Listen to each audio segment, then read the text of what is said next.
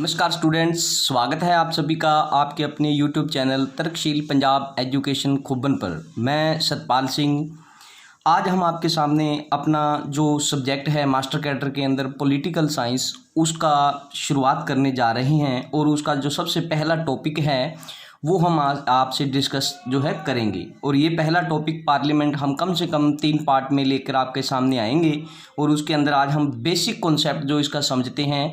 Central government जो हमारी centre में गवर्नमेंट होती है उसके अंदर कैसे कैसे सिस्टम होता है, या बोल सकते हैं जो केंद्र सरकार होती है उसके अंदर सबसे जो मेन और अहम कड़ी जो मानी जाती है वो माना जाता है संसद को।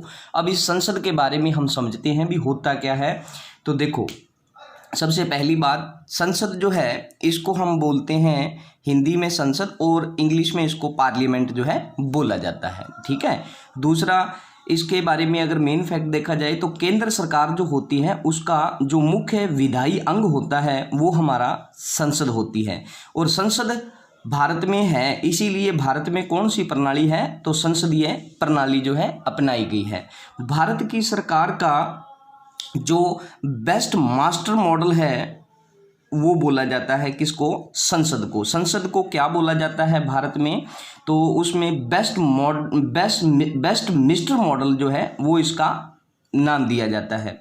या हम बोल सकते हैं भारत की सरकार का बेस्ट मिस्टर मॉडल जो है वो संसद को बोला गया है। संसदीय प्रणाली जो है वो भारत ने कहाँ से ली है तो वो ली गई है ब्रिटेन से। उसके बाद आर्टिकल 74 से लेकर 74 देखो, आर्टिकल 74 और 75 के तहत केंद्र और आर्टिकल 163 और 164 के तहत राज्यों के अंदर संसदीय प्रणाली को क्या है इसकी व्यवस्था की गई है। देखो, सेंटर में जैसे लोकसभा और राज्यसभा होते हैं, ये जो सिस्टम बनाया गया है ये कि कहाँ पर इसकी जो मेंशन किया गया है आर्टिकल 74 और 75 के अंदर इसका जो मेंशन किया गया है, ठीक है। दूसरा, अगर देखा जाए तो जो हमारे राज्य होते हैं, राज्यों के अंदर जो हमारा संसदीय प्रणाली होती है उसकी व्यवस्था जो की गई है वो आर्टिकल नंबर 163 और 164 के तहत की गई है। भारतीय संविधान के जो भाग 5 है, भारतीय संविधान का जो भाग नंबर 5 है और आर्टिकल 79 है, ये संसद की व्यवस्था जो है भारत में करता है। और 79 से लेकर 122 तक क्या है, ये संसद की संरचना और गठन का वगैरह जो है इसके अंदर जो है बताया गया है, एक्सप्लेन किया गया है। अब देखो, संसद का गठन, इस भारत में संसद बनती कैसे है। जो संसद होती है ना, इसके 3 भाग होते हैं। एक होता है राष्ट्रपति, एक होता है लोकसभा, एक होता है राज्यसभा। जो लोकसभा होता है इसको जनता का सदन भी बोला जाता है और राज्यसभा जो होती है इसको राज्य परिषद भी बोला जाता है। लेकिन ये जो नाम है ये पुराने नाम है, पहले इनको इन्हीं नाम से जाना जाता था। वर्तमान जो आज अगर हम बात करते हैं तो जो जनता का सदन है उसको लोकसभा बोल देते हैं और जो राज्य परिषद है उसको हम राज्यसभा का नाम दे देते हैं। वर्तमान में क्या बोला जाए तो जो लोकसभा है और जो राज्यसभा है ये तो हमने अभी पढ़ लिया। और ये जो इसका नाम चेंज हुआ है ना, यहाँ जनता का सदन से लोकसभा कहा गया और राज्य परिषद को राज्यसभा कहा गया। ये कब से कहा जाने लगा है तो ये 1954 से इसका क्या है चेंज किए गए हैं ये नाम, ठीक है। तो ये भी आप याद रखोगे। अगली इसके अंदर हम देखते हैं जो हमारा राज्य है, देखो जो राज्यसभा है, ठीक है। ये जो राज्यसभा है इसको उच्च सदन भी बोला जाता है, दूसरा सदन भी इसको बोला जाता है, दूसरा चैम्बर, और बड़ों की सभा भी इसको क्या है बोला जाता है। राज्य और संघ राज्यों के इसमें प्रतिनिधि जो होते हैं, जैसे हमारी सेंटर होता है और कुछ यूटीज होते हैं, केंद्र शासित प्रदेश, यूनियन टेरिटरीज, वहाँ पर क्या है इनका जो कह सकते हैं वहाँ से प्रतिनिधि चुनकर इस राज्यसभा में आते हैं, ठीक है। अब ये जो लोकसभा है, लोकसभा में क्या है तो ये भारत के जितने भी लोग हैं वो उन लोगों का प्रतिनिधित्व जो है करती है। डायरेक्टली जनता को रिप्रेजेंट कौन करता है, कौन सा सदन, तो वो लोकसभा करती है। अब ये जो राष्ट्रपति है, राष्ट्रपति जो होता है ना ये किसी भी सदन का सदस्य नहीं होता, लेकिन क्या है संसद का एक अभिन्न अंग होता है। ये संसद इसके बिना कंप्लीट नहीं होती। ये संसद के किसी भी सदन का क्या है ये अंग क्या नाम है इसका मेंबर नहीं होता, सदस्य नहीं होगा, लेकिन क्या है भी ये एक उसका संसद का अभिन्न अंग होता है। अब देखो कारण, इसके कारण क्या है भी वो एक अभिन्न अंग है क्योंकि दोनों सदन जो है चाहे वो लोकसभा हो चाहे वो हो राज्यसभा, उन दोनों के द्वारा कोई भी अगर विधेयक विधेयक पारित कर दिया जाए और पास कर दिया जाए तो वो क्या है, बिना राष्ट्रपति की स्वीकृति के कानून या कोई विधि नहीं बन सकता। ठीक है, तो इसके लिए राष्ट्रपति जरूरी है। दूसरा क्या है, जो लोकसभा होती है उसको जो विघटित करने का जो काम किया जाता है वो भी राष्ट्रपति के द्वारा ही किया जाता है। ठीक है, और जब दोनों सदनों का कोई भी सत्र जो है, जब सत्र ना चल रहा हो तो उसके समय क्या है, अध्यादेश जारी करने की जो शक्ति है वो राष्ट्रपति के पास होती है। और दूसरा अगर देखा जाए इसके अंदर तो राष्ट्रपति जो होता है ना, ये दोनों सदनों का जो सत्र है ना उसको आहूत करता है और उसका छात्रावसान करता है। मतलब सत्र का जो खात्मे की जो सत्र खत्म होने की जो घोषणा होती है वो भी राष्ट्रपति के द्वारा की जाती है। और सत्रों को शुरू करने की जो घोषणा है या समन जो जारी किया जाता है वो भी राष्ट्रपति के द्वारा ही किया जाता है। अच्छा, उसके बाद आगे चलते हैं। जो संसदीय प्रणाली है, संसदीय व्यवस्था है, ये कहाँ से ली गई है, तो ये ली गई है ब्रिटेन से।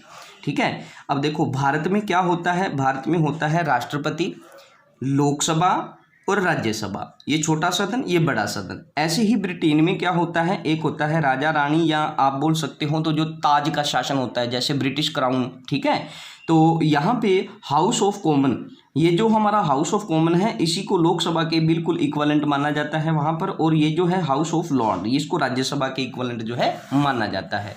अब देखो ये तो था ब्रिटेन की बात। अगर आपसे बात की जाए जो अमेरिका है, अमेरिका के अंदर जो राष्ट्रपति है ये विधानमंडल का जो उनकी वहाँ पे संसद है उसका कोई अंग नहीं होता। विधानमंडल जो उनका होता है ना, वहाँ की जो संसद है उसको क्या बोलते हैं, तो उसको कांग्रेस का नाम दिया जाता है। वहाँ की जो संसद है या राष्ट्रपति जो होता है ना, वहाँ की जैसे हमारे भारत में राष्ट्रपति संसद का एक अभिन्न अंग है, सेम वैसे ही जो राष्ट्रपति अमेरिका का होता है वो वहाँ पर राष्ट्रपति जरूर है, लेकिन वो जैसे भारत में संसद है वहाँ पर क्या है, विधानमंडल है, तो उसका कोई अंग नहीं होता वो। ठीक है, और विधानमंडल को या वहाँ की जो संसद है उसको क्या बोलते हैं, कांग्रेस बोलते हैं। और कांग्रेस जो है इसके अंतर्गत दो सदन हैं उनके, एक होता है निचला सदन और एक होता है ऊपरला सदन। और निचला सदन जो होता है उसको बोलते हैं रिप्रेजेंटेटिव, और दूसरा जो ऊपरी सदन है उसको बोलते हैं सीनेट। ठीक है, और ये जो सीनेट है इसके अंदर कितनी सीटें होती हैं उनके, तो 100 सीटें होती हैं और सभी राज्यों से ये बराबर मात्रा में लिए जाते हैं। और प्रत्येक राज्य से बताया जाता है 2 मेंबर जो हैं या 2 सदस्य जो हैं इस सीनेट के अंदर चुनकर निर्वाचित होकर आते हैं। ठीक है, तो ये अमेरिका की बात थी सारी ये संसद के बारे में। अब देखो जो दोनों सदन हैं, भारत में दोनों सदन हैं, उनकी संरचना कैसे है उसको समझते हैं। भारत में राज्यसभा की संरचना देखते हैं पहले, जो सबसे बड़ा सदन है। अच्छा, सबसे बड़ा सदन जो है हमारा, सबसे ऊंचा सदन जो है या जो राज्यसभा है, इसके सदस्यों की संख्या होती है 250 और 238 लिए जाते हैं राज्यों से और यूटीसी केंद्र शासित प्रदेशों से। 12 राष्ट्रपति जो है वो मनोनीत करता है। ठीक है, राष्ट्रपति मनोनीत करेगा। उसके बाद अगर देखा जाए तो जो हमारी आज वर्तमान में जो हमारी राज्यसभा है उसके अंदर कितने मेंबर हैं, तो उसके अंदर है 245। अब इन 245 में से 229 जो है वो राज्य से लिए गए हैं और 4 जो है वो यूटी से लिए गए हैं। 12 राष्ट्रपति क्या है, नॉमिनेट करता ही है। ठीक है, तो आज का स्ट्रक्चर ये है वर्तमान में, आपसे कभी भी पूछा जा सकता है तो आप इसको समझोगे। अच्छा, फिर उसके बाद अगर बात की जाए तो जो हमारा संविधान है, संविधान की 4थी अनुसूची जो है उसके अंदर राज्यों के लिए कितने राज्यों और यूटी से कितने कितने सदस्य आएंगे या सीटों का जो आवंटन किया गया है वो उसका सारा वर्णन जो है वो हमारी कौन सी सूची में मिलता है, तो वो हमारी मिलता है संविधान की जो हमारी 4थी अनुसूची है उसके अंदर क्या है, राज्यों से और जो केंद्र शासित प्रदेश हैं उनसे कितनी कितनी सीटें हैं या कितने कितने सदस्य लिए जाएंगे, वो सारी की सारी बातें जो हैं वो यहाँ पे वर्णन जो की गई हैं। राज्यसभा के लिए जो सदस्यों का चुनाव होता है वो हमारा यूटी और जो स्टेट होती है वहाँ से कितने कितने लोग आएंगे, सीटों का आवंटन जो है वो उसका वर्णन कहाँ पे किया गया है, तो वो हमारी जो शेड्यूल है या 4थी सूची है उसके अंदर हमारा जो है इसका वर्णन मिलता है। अब उसके बाद देखा जाए तो जो राज्यों से लोग चुने जाते हैं, जो राज्यों से सदस्य आएंगे उनकी बात करते हैं भी कैसे आएंगे, क्या होगा। राज्यसभा जो है, राज्यसभा से सदस्यों का प्रतिनिधित्व, राज्यसभा के लिए राज्यों के प्रतिनिधियों का निर्वाचन जो है वो विधानसभा के सदस्यों के द्वारा किया जाता है। देखो जैसे आप वोट डालते हैं, आपने एमएलए चुना, आपने जो एमएलए चुना है, जो विधायक चुना है आपने, वो सारे विधायक मिलकर फिर क्या है, राज्यसभा के जो सदस्य हैं उनका चुनाव करेंगे भी, हमारे राज्य से कौन जाएगा राज्यसभा में, ठीक है। तो सारे एमएलए वगैरह जो है विधानमंडल, जो विधानसभा होती है ना किसी भी स्टेट की, वो मिलकर क्या है उसके सदस्य अपने में से क्या है राज्यसभा के जो सदस्य हैं उनका चुनाव जो है करते हैं, ठीक है। ये हमारा पहली बात हुई इसमें। दूसरी बात अगर देखा जाए तो जो सदस्यों का चुनाव होता है, राज्यसभा के जो सदस्यों का चुनाव होता है वो हम तो नहीं करते, लेकिन क्या है उनका चुनाव जो है वो एक वोटिंग सिस्टम होता है उनका, और उसको बोलते हैं अनुपातिक प्रतिनिधित्व प्रणाली या पद्धति, ठीक है। और इसके अंदर क्या है, एकल संक्रमणीय मत अधिकार जो है वो मत का यूज़ किया जाता है। इस वाले कॉन्सेप्ट को हम समझेंगे, ये अनुपातिक प्रणाली और ये एकल संक्रमणीय क्या होता है, तो ये हम राष्ट्रपति वाला जो टॉपिक करेंगे उसके अंदर पूरी तरीके से बात करेंगे हम सारी, ठीक है। अच्छा, फिर उसके बाद देखा जाए तो जो राज्यों के विधानसभा के सदस्यों की सीटों का जो निर्धारण किया जाता है वो कैसे किया जाता है, तो वो जनसंख्या के ऊपर आधारित होता है। मतलब प्रत्येक राज्य से कितने राज्यसभा के लिए सदस्य आएंगे, ये सारा जो उनका बोल सकते हैं निर्धारण होता है वो जनसंख्या के अकॉर्डिंगली होता है। जैसे यूपी जो है उसके अंदर सबसे ज़्यादा जनसंख्या है भारत में, तो वहाँ पे जो लोग आते हैं ना वो भी मैक्सिमम आते हैं, 31 जो है वो राज्यसभा के अंदर वहाँ से लिए जाते हैं, और सबसे कम जो है वो त्रिपुरा से लिए जाते हैं, और उसकी जनसंख्या कम है तो वहां से एक लिया जाता है, ठीक है। अब बात की जाए तो जो अमेरिका है इसके बारे में हमने बात की थी, भी जो उनका ऊपरी सदन है उसको सीनेट बोलते हैं, हमारे ऊपरी सदन को क्या बोलते हैं, हम राज्यसभा बोलते हैं। तो यहाँ पर जो मेंबरों की संख्या है अमेरिका में 100 है, और हर स्टेट से जो है वो 2 लिए जाते हैं। ये हमने बात पहले ही आपसे डिस्कशन जो है कर दी थी। अच्छा, फिर उसके बाद देखो जो संघ क्षेत्र है, संघ राज्य क्षेत्र जो हैं उन संघ राज्य क्षेत्र से प्रतिनिधित्व होता क्या है, इसमें भी जो हमारा यूटी है, यूटी से कैसे कैसे आएंगे उनका बारे में हम बात देखते हैं। देखो जो संघ राज्य क्षेत्र हैं हमारे, उसका जो निर्वाचन है वो भी क्या है, उनके लिए एक निर्वाचक मंडल का आयोजन किया जाता है, या मान सकते हैं एक निर्वाचक मंडल बनाया जाता है, वो ही यूटी से क्या है सदस्यों का निर्वाचन करेगा।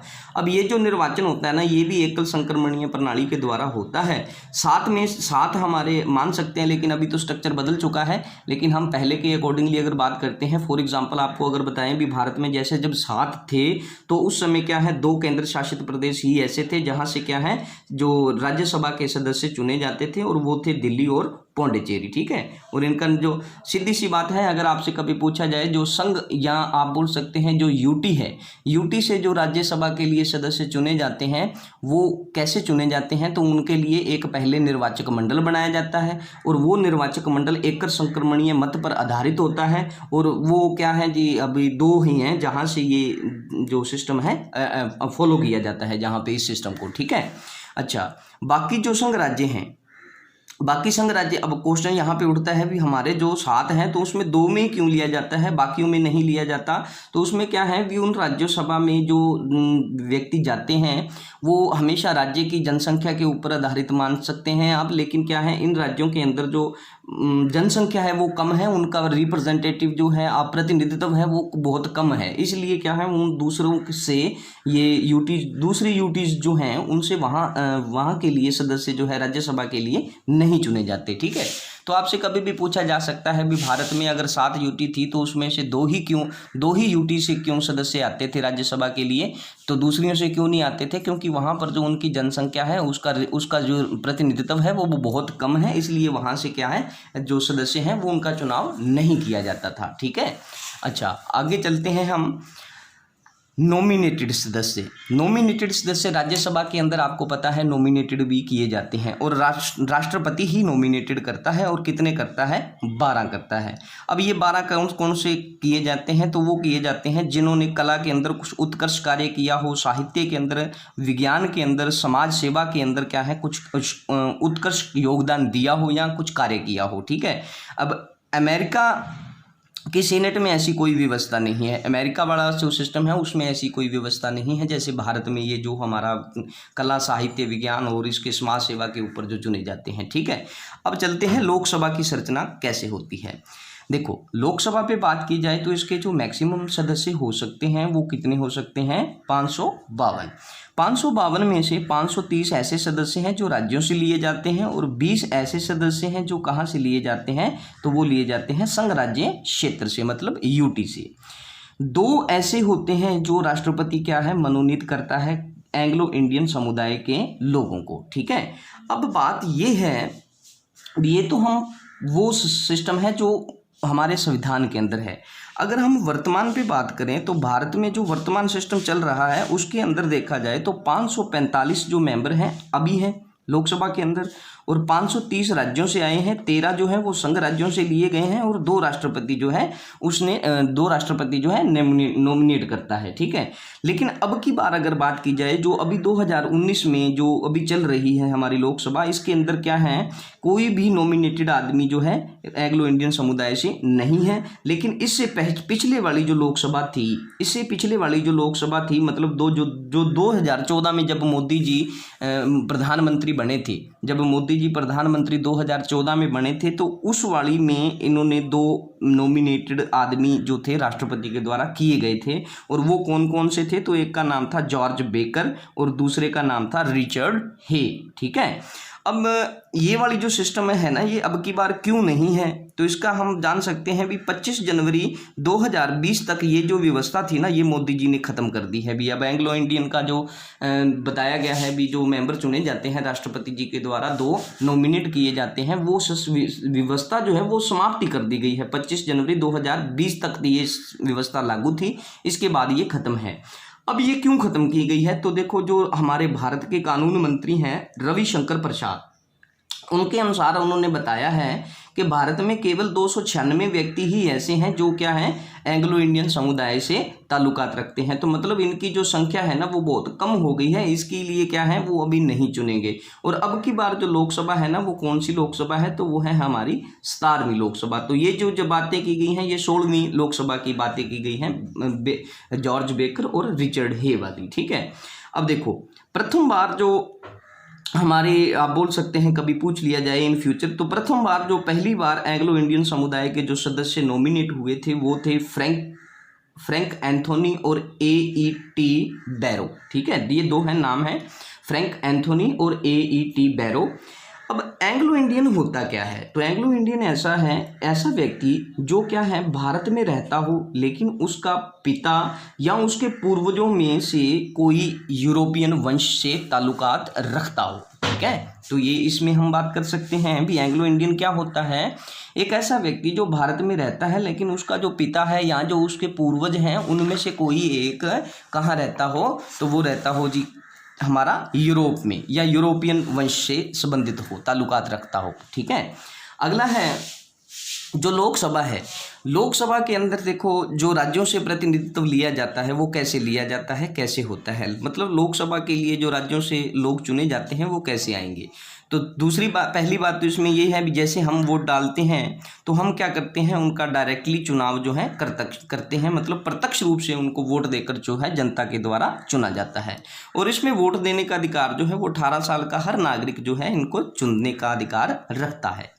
पहले क्या होता था, पहले वोट देने का जो अधिकार था वो 21 साल की उम्र वाले व्यक्ति को ही होता था, लेकिन बाद में इसको घटाकर क्या है 18 कर दिया गया। और ये कब किया गया, तो ये किया गया है 1988 में, ठीक है। 1988 से ये जो सिस्टम है हमारा चला है। संघ राज्य क्षेत्रों से जो प्रतिनिधित्व लिया जाता है लोकसभा के लिए वो कैसे लिया जाता है, तो यहाँ पर भी जो जनता है वो डायरेक्टली चुनती है। देखो अब लोकसभा जो है ना उसके अंदर जो हमारे सदस्य जाते हैं वो राज्यों से भी जाते हैं और यूटी से भी जाते हैं। जो राज्यों से जाते हैं वो कैसे होता है वो हमने अभी बात की है यहाँ पे, और जो स्टेट से यूटी से जाते हैं उनके अंदर भी क्या है सेम राज्यों वाला सिस्टम रहता है, वो क्या है प्रत्यक्ष रूप से जो है चुना जाता है। और ये जो व्यवस्था है ना, ये व्यवस्था संसद के द्वारा संघ राज्य क्षेत्र अधिनियम 1965 के द्वारा की गई है। मतलब ये 1965 से लागू हुआ है भी। जो हमारे यूटी से हैं, यूटी से भी जो लोकसभा के सदस्य आएंगे वो क्या आएंगे, निर्वाचित होकर जनता के द्वारा प्रत्यक्ष रूप से। ये व्यवस्था जो है ये 1965 से की गई है, ठीक है। अभी मतलब यूटी से भी जो सदस्य आएंगे ना उनको जनता चुनकर भेजेगी। अब देखो लोकसभा की जो चुनाव प्रणाली है वो कैसी होती है। लोकसभा के लिए देखा जाए तो जब आप वैसे सिंपल सी बात को समझते हैं भी। जो लोकसभा है ना, जब इसके चुनाव होते हैं ना, तो जिस स्टेट में चुनाव होने हैं उसको पूरा बोल सकते हैं भी प्रदेशों में बांट दिया जाता है और वहाँ पे आदमी खड़े कर दिए जाते हैं, जनता उनको चुनती है, वो आगे जाकर फिर आगे अपना नया नेता चुनते हैं। ठीक है, तो यही सिस्टम जो है ना यहाँ पर एक इसको लोकसभा के लिए कौन सी प्रणाली का यूज़ किया जाता है, तो प्रादेशिक प्रतिनिधित्व प्रणाली की व्यवस्था जो है वो लोकसभा के लिए की गई है। अब लोकसभा का जो प्रत्यक्ष निर्वाचन जो है वो होता है और इसके लिए प्रादेशिक निर्वाचन क्षेत्रों का विभाजन किया जाता है। पूरा जो एक स्टेट है, जैसे पंजाब है, पंजाब को पूरे स्टेट को क्या है, प्रादेशिक निर्वाचन क्षेत्रों में क्या है, इसको बांट दिया जाएगा। और फिर क्या होगा भी, जो लोकसभा की जितनी सीटें हैं, प्रत्येक राज्य के लिए लोकसभा की सीटों का जो आवंटन या स्थानों की संख्या से उस राज्य की जनसंख्या को अनुपात देने के आधार पे किया जाता है। देखो भी, लोकसभा की सीटों का जो आवंटन किसी राज्य के लिए किया जाता है, तो वो क्या है, स्थानों की संख्या उस राज्य के जनसंख्या के अनुपात के आधार पर किया जाता है। ठीक है, दूसरी बात अगर देखा जाए तो ये जो व्यवस्था है ये 60 लाख से जो कम जनसंख्या वाले राज्य हैं उन पर लागू नहीं होती। 60 लाख से जो कम राज्य वाले कम जनसंख्या वाले जो जितनी भी स्टेट्स हैं उनके अंदर ये व्यवस्था जो है हमारी लागू नहीं होती। मैं दोबारा से बता देता हूँ भी, लोकसभा का जो चुनाव प्रणाली है वो क्या है, वो है हमारी प्रादेशिक प्रतिनिधित्व प्रणाली। और प्रादेशिक प्रतिनिधित्व प्रणाली के अंतर्गत क्या होता है, जो स्टेट है जहां पर चुनाव होने हैं उस पूरे स्टेट को क्या है जी, प्रादेशिक निर्वाचन क्षेत्रों के अंदर उसको विभाजित किया जाएगा। और ये जो विभाजन किया जाता है या लोकसभा की प्रत्येक राज्य के लिए, तो वो किया जाता है लोकसभा की सीटों का आवंटन स्थानों की संख्या, मतलब कितने स्थान हैं उनकी संख्या को उस राज्य की जनसंख्या से भाग देने पर या अनुपात के आधार पर ये तय किया जाता है। ठीक है भी, सीटों का जो आवंटन है भी, कितने राज्य को कितनी सीटें देनी है। जैसे पंजाब में लोकसभा की कितनी सीटें हैं आपको पता है। अब वो जो निर्धारित की गई हैं वो कैसे की गई हैं, तो जो जितने स्थान हैं, जितने प्रादेशिक स्थान बन सकते हैं, उन स्थानों की संख्या को उस राज्य की जनसंख्या से अनुपात देकर या उसका भाग देकर आप क्या है, इसके आधार पे जो है आप निकाल सकते हैं। और 60 लाख से कम जो राज्य की जनसंख्या होगी उस पर ये वाला सिस्टम जो है फॉलो नहीं किया जाएगा। ठीक है, अच्छा आगे चलते हैं जी। हम प्रत्येक राज्य में कितने निर्वाचित क्षेत्र होंगे।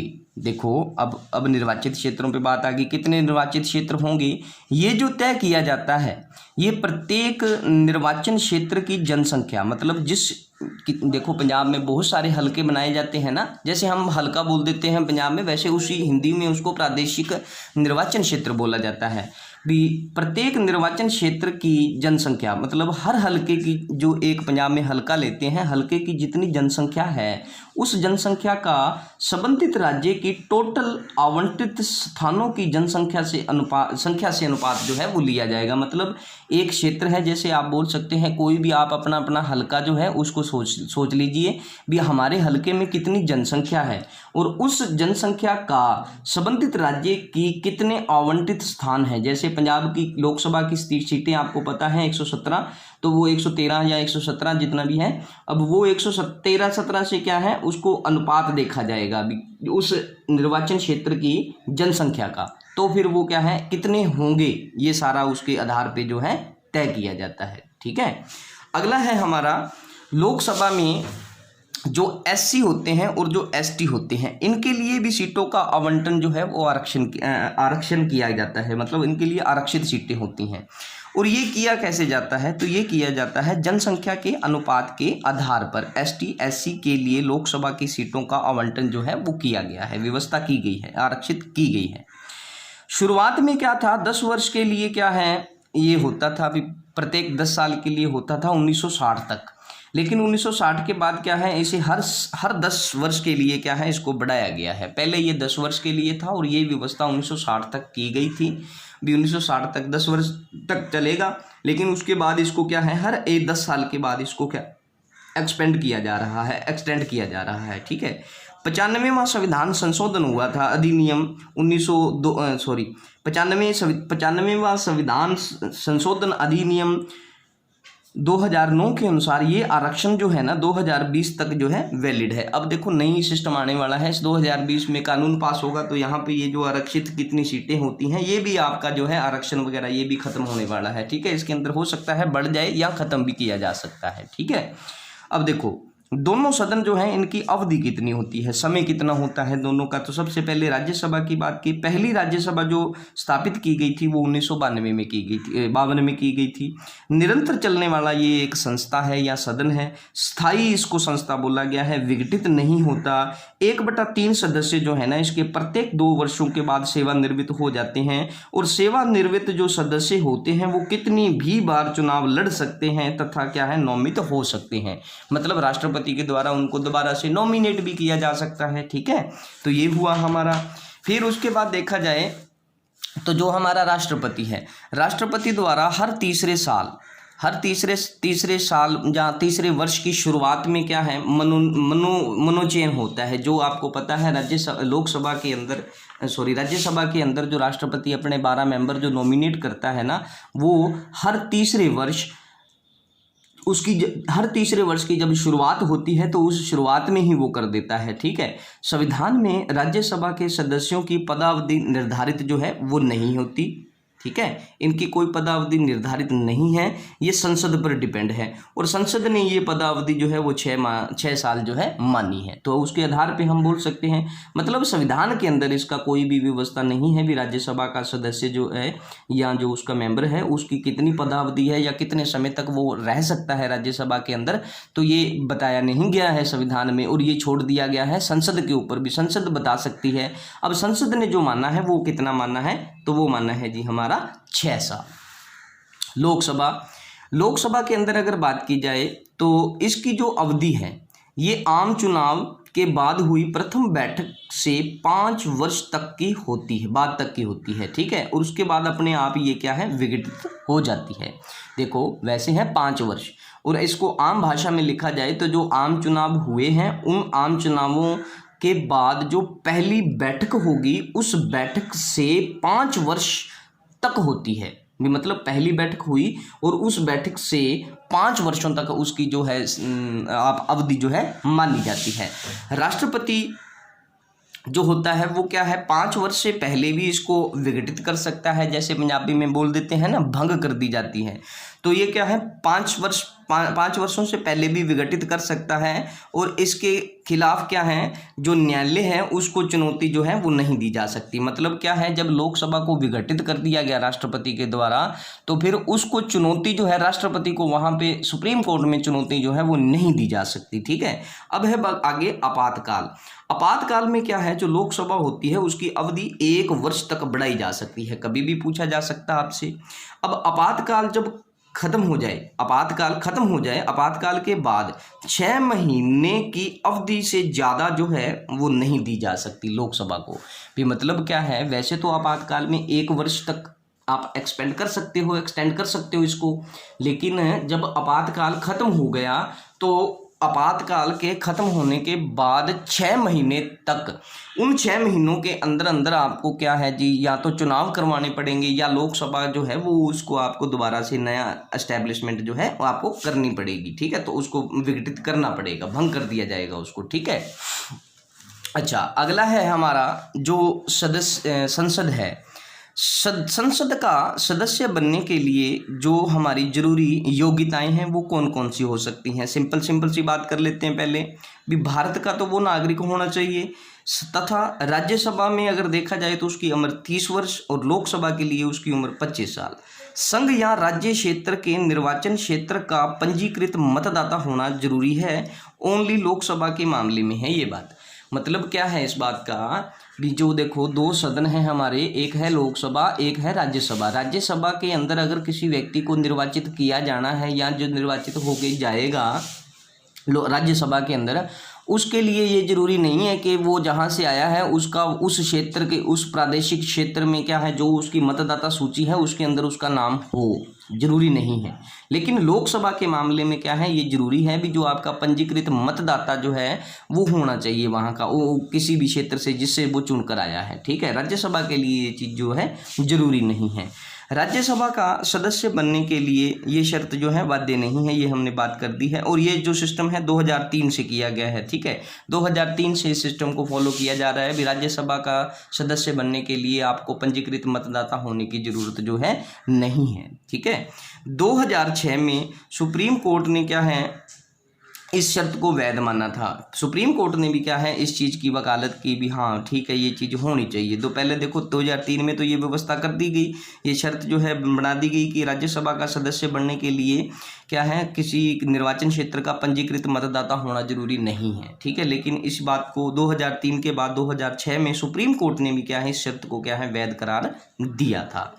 अब देखो अगला, जो आरक्षित व्यक्ति होता है, आरक्षित व्यक्ति जिसको मतलब आरक्षित किया गया है, उसके लिए संबंधित राज्य का जो निर्वाचन क्षेत्र होता है जहाँ जो मतदाता सूची होती है उसका जो पंजीकृत होना उसके अंदर जरूरी है। जैसे हमारा कोई बंदा SC ST या SC से जब निर्वाचित होकर जाता है तो जो उस क्षेत्र की प्रादेशिक निर्वाचन क्षेत्र की जहाँ से वो चुनकर जा रहा है उस क्षेत्र के अंदर जो उनकी आरक्षित सूची है उसके अंदर उसका मतदाता सूची में नाम होना जो है जरूरी है, मतलब पंजीकृत होना चाहिए, ठीक है, आरक्षित व्यक्ति के लिए। अब है अयोग्यताएं। भी अयोग्यताएं क्या क्या हो सकती हैं, कौन जो है इसका सदस्य नहीं बन सकता।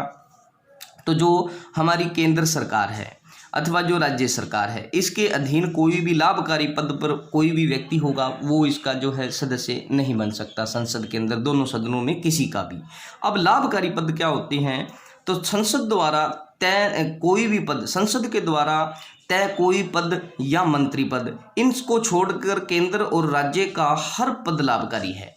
मतलब जो हमारे संसद के द्वारा पद जो बनाए जाते हैं उन पदों को छोड़कर, मतलब मंत्री शंत्री ये जो होते हैं ना इनको छोड़कर, विधायक MLA इनको छोड़कर क्या है बाकी जितने भी कोई गवर्नमेंट सेक्टर में काम हो रहा है तो वो सारे के सारे क्या है हमारे लाभकारी पद होते हैं।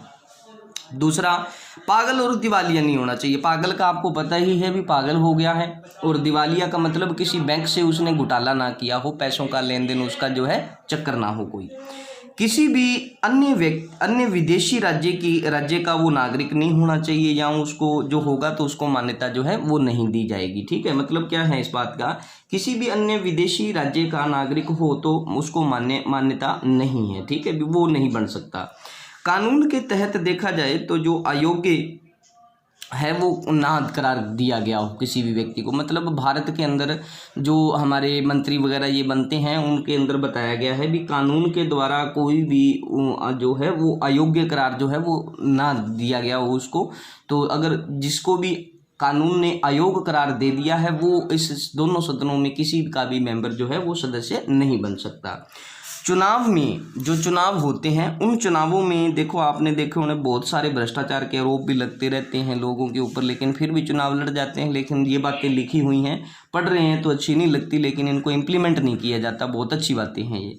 इसमें लिखा गया है भी जो चुनाव होते हैं उनमें किसी का भ्रष्ट आचरण के तहत कोई भी आदमी दोषी जो है अगर पाया गया तो क्या है उसको कभी भी सदस्य जो है वो नहीं बनाया जाएगा लोकसभा और राज्यसभा का, ठीक है भी। मतलब भ्रष्ट आचरण कैसे भी हो सकता है, कुछ गलत बयानबाजी हुई हो, या आप बोल सकते हैं भ्रष्ट आचरण मतलब कोई जैसे दारू वारू ये नशे का जो व्यापार किया जाता है चुनावों के दिनों में, तो MLA मंत्री वगैरह ये जो करते हैं इनके ऊपर अगर ये आरोप सिद्ध हो जाए तो वो आदमी जो है वो लोकसभा राज्यसभा का सदस्य नहीं बन सकता, ठीक है। अच्छा, उसके बाद अगर देखा जाए तो कोई भी व्यक्ति जिसको 2 वर्ष की सज़ा हो गई हो या 2 वर्ष से अधिक की सज़ा हुई हो वो व्यक्ति भी क्या है लोकसभा राज्यसभा का सदस्य नहीं बन सकता। निर्धारित समय के अंदर, जो निर्धारित समय है उसके अंदर चुनावी खर्च का ब्यौरा ना देने वाला जो व्यक्ति है वो भी क्या है मेंबर नहीं बन सकता। मतलब चुनाव में कितना खर्चा हुआ, कैसा हुआ, मतलब वहाँ के चुनाव में तो किसी क्षेत्र में मान के चलो आप चुनाव लड़ रहे हैं, आप अपने पे लेके चलो भी आप चुनाव लड़ रहे हैं और आपने जो खर्चा किया है उसका आप ब्यौरा देने में क्या है असफल रहे हैं, तो आप जब तक वो ब्यौरा नहीं दोगे तब तक आप लोकसभा राज्यसभा का सदस्य नहीं बन सकते। किसी भी किस्म का सरकारी ठेका या काम में कोई दिलचस्पी ना हो, अगर कोई व्यक्ति सरकार के सरकारी ठेके काम में कोई दिलचस्पी लेता है तो क्या है, वो लोकसभा राज्यसभा का सदस्य नहीं बन सकता। ठीक है, जैसे आपको पता है बहुत सारे नेता वगैरह आपने देखे होने अपने अपने एरिए में, अपने एरिए में। तो क्या होता है भी वो अपने नाम पे कोई भी कॉन्ट्रैक्ट जो ठेका वगैरह है वो नहीं लेते, किसी और दूसरे को दिलवा देते हैं, या दूसरी कंपनियों के साथ जो दूसरी बाहर से आई हैं उनके साथ अपनी शेयर जो है वो कर लेते हैं, लेकिन डायरेक्टली अपने नाम पे कभी नहीं करते। तो अगर वो अपने नाम पे करेंगे तो वो मतलब सरकार के किसी लाभकारी काम के अंदर आ रहे हैं या वो दिलचस्पी ले रहे हैं सरकारी काम में, ठेके में, तो क्या है फिर वो उनको लोकसभा राज्यसभा की उनकी सदस्यता जो है वो ख़त्म कर दी जाती है। इसलिए वो अपने नाम पे कभी नहीं करते, वो दूसरों के नाम पे करते रहते हैं। ठीक है, अच्छा, व्यक्ति जो है जो छुआछात है, दहेज है, सती प्रथा, ऐसी जैसी सामाजिक बुराइयों के अंदर वो अगर लिप्त पाया गया तो वो भी मेंबर जो है वो लोकसभा राज्यसभा का नहीं बन सकता। अगर किसी पे दहेज, छुआछात और सती प्रथा जैसे दोष साबित हो जाए तो वो भी नहीं बन सकता। ठीक है, जिस दल से व्यक्ति ने चुनाव जीता हो और उसी दल का वो त्याग कर दे, तो जिस दल से व्यक्ति ने चुनाव जीता हो तो उसी दल का वो त्याग कर दे। अब मान के चलो जैसे मैं कांग्रेस में हूँ और मैं कांग्रेस से चुनाव जीत जाऊँ और बाद में मैं अपनी कांग्रेस छोड़ दूँ, तो क्या है, मैं लोकसभा राज्यसभा का मेंबर जो है वो नहीं बना रह सकता। ठीक है, ये बात बोली गई है। अगर कोई निर्दलीय, जो आज़ाद उम्मीदवार खड़े हो जाते हैं निर्दलीय, ये सदस्य जीत गए हैं और जीतने के बाद किसी दल में शामिल हो जाते हैं, जब वो देखो निर्दलीय मेंबर है, निर्दलीय कोई आदमी है, अगर जीतने के बाद या चुना गया व्यक्ति जो है वो किसी दल में शामिल हो जाता है तो वो लोकसभा राज्यसभा का मेंबर जो है वो नहीं बन सकता। ठीक है, अच्छा, अगर आगे देखा जाए तो अगर व्यक्ति संबंधित राजनीतिक दल के विरुद्ध में सदन में चुनाव कर देता है या मान के चलो नहीं करता, तो वह क्या है, अयोग्य करार दिया जा सकता है। मान के चलो कांग्रेस है, कांग्रेस के अंदर मैं, आप बोल सकते हो, लोकसभा में गया हुआ हूँ, ठीक है, यहाँ राज्यसभा में गया हूँ, ठीक है, तो वहाँ पे मैं वहाँ का सदस्य हूँ और कोई बिल या विधेयक आया है तो उस विधेयक जो कांग्रेस ने चलाया है, मैं भी कांग्रेस में हूँ, अगर मैंने उस विधेयक के खिलाफ मत दे दिया अपना, उसके अगेंस्ट में, या मान के चलो नहीं दिया, तो क्या है, मेरे को अयोग्य करार जो है वो दिया जा सकता है। ठीक है, ये भी बात इसमें बताई गई है। उसके बाद अगर देखा जाए तो जो हमारा नोमित या नाम निर्देशित सदस्य 6 महीने के बाद किसी राजनीतिक दल में शामिल होता है, भी मतलब जैसे राज्यसभा के लिए कोई आदमी है, कोई व्यक्ति है, उसको राज्यसभा में जाने के लिए नॉमिनेट किया गया है, भी इनको हम राज्यसभा में भेजेंगे और इस आदमी को लोकसभा में भेजेंगे, तो उस सदस्य ने 6 महीने के बाद किसी और राजनीतिक दल को ज्वाइन कर लिया तो उसको भी क्या है, वो अयोग्य करार दे दिया जाएगा और उसको क्या है, कभी भी दोबारा फिर मेंबर जो है वो नहीं बनाया जाएगा। ठीक है, अच्छा, अब देखो सदस्यों की जो योग्यताएं होती हैं और अयोग्यताएं होती हैं, इनके संबंधी जितने भी विवाद होते हैं तो राज्यसभा में तो सभापति देखेगा और लोकसभा में कौन देखेगा, अध्यक्ष देखेगा। ठीक है, और 1992 में उच्चतम न्यायालय ने एक निर्णय दिया था और उसमें बोला था सभापति और अध्यक्ष के निर्णय की समीक्षा जो है वो की जा सकती है। अब देखो भी जो लोकसभा या राज्यसभा के जो सदस्य होते हैं उनके क्या योग्यताएं होनी चाहिए और क्या अयोग्यताएं होनी चाहिए, वो सारी बातें जो बताई गई हैं, उनके संबंधी अगर कोई विवाद है तो वो संबंधित सदन का जो पीठासीन अधिकारी होता है, प्रिजाइडिंग ऑफिसर होता है, जो वो देखेगा उसको। ठीक है, और उन्होंने अगर कोई भी निर्णय दिया है तो उस निर्णय की जो समीक्षा है वो की जा सकती है और इस समीक्षा का ये जो बताया गया है सुप्रीम कोर्ट के द्वारा 1992 में ये व्यवस्था जो है सुप्रीम कोर्ट के द्वारा की गई थी। तो ठीक है दोस्तों, आज के लिए इतना ही करते हैं। कल फिर हम देखेंगे भी सदन के जो संसद होती है हमारी, उस संसद के अंदर और क्या क्या बातें हैं वो सारी हम देखेंगे। देखो मैं इनके अंदर आपको आर्टिकल नहीं बता रहा, आर्टिकल मैं आपको अलग से बता दूंगा किसके लिए कौन सा आर्टिकल है। अभी सिर्फ आपने कॉन्सेप्ट समझना है भी संसद के अंदर क्या क्या चीज़ें होती हैं, कैसे कैसे वो चीज़ जो है आप स्टेप बाय स्टेप चल देंगे, वो सारी चीज़ें आपके सामने आ जाएंगी। ठीक है जी, मिलते हैं दोस्तों फिर नेक्स्ट क्लास में, तब तक के लिए धन्यवाद।